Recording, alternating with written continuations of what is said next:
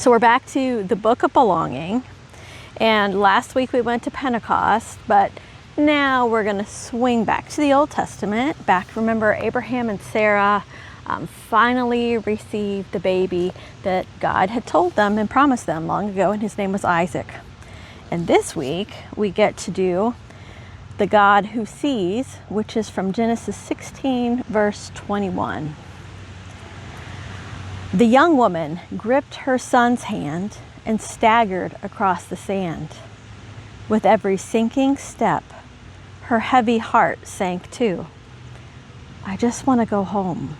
I miss my family. I just want to belong again. She squinted against the setting sun and imagined the welcome they'd receive when they got back to Egypt. How good it would be to smell her native dishes, to feel her mother's hug, to hear her true name spoken. They took away my name, she'd sob into her mother's shoulder. They just call me Hagar, the alien, the foreign one, the stranger. She'd been gone for many years, enslaved in Sarah's tent. So much had happened. Even though God chose Sarah and Abraham to start God's great family of belonging, they forgot God's promises. Instead of waiting, they tried to grab what God was giving. They forced Hagar to start a family with Abraham. Abraham named their son Ishmael and loved him dearly. But then God's promise to Sarah was at last fulfilled. Sarah had a baby of her own and named him Isaac. 2 sons, 1 promise. When Isaac and Ishmael were old enough to argue, Sarah saw what the future would be. So once again, she grabbed for God's gifts by sending Hagar and Ishmael away. Get rid of that slave woman and her son. That woman's son will never share in Isaac's inheritance. Sarah's shouts still rang in Hagar's and Ishmael's ears as they stumbled toward the sand.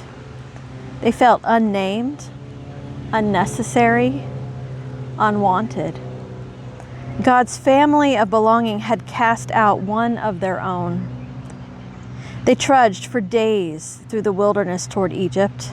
The food and water ran out. The young woman's strength and hope wore thin. Finally, she laid Ishmael in the shade of a small bush, weeping as she noticed his cracked lips and shallow breaths. Stumbling a few feet away, she felt despair pull her to the ground. She heard Ishmael crying weakly and felt her chest fill with fear and sorrow. I just want to go home, she thought.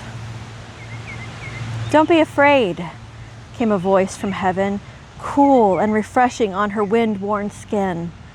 I hear Ishmael crying, the voice continued. I see you have been crushed by cruelty and injustice, but I'm with you. Go, lift up your son and hold him close. I have big plans for him.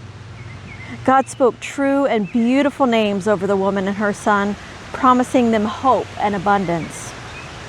I didn't bring you here to die. I brought you here to live freely. Ishmael is not doomed or forgotten.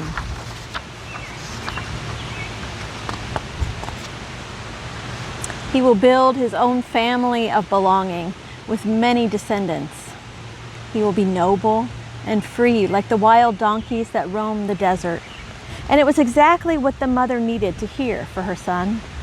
It was exactly what she needed to hear for herself. After years of feeling unnamed and forgotten, here was her belonging. God showed her a well, and she rushed to fetch a drink for Ishmael, sobbing with relief. She turned to God and spoke true and beautiful words back. And your name is El Roi, the God who sees me. I've seen the God who sees me. They took away my name, but you remembered me. I was enslaved, but now I am free. And God did see her. God was with her and Ishmael as the boy grew up. They settled in the wilderness and created their own family of belonging. Not bad, huh? And I love the pictures. I'll be back next week with yet another story from the Book of Belonging.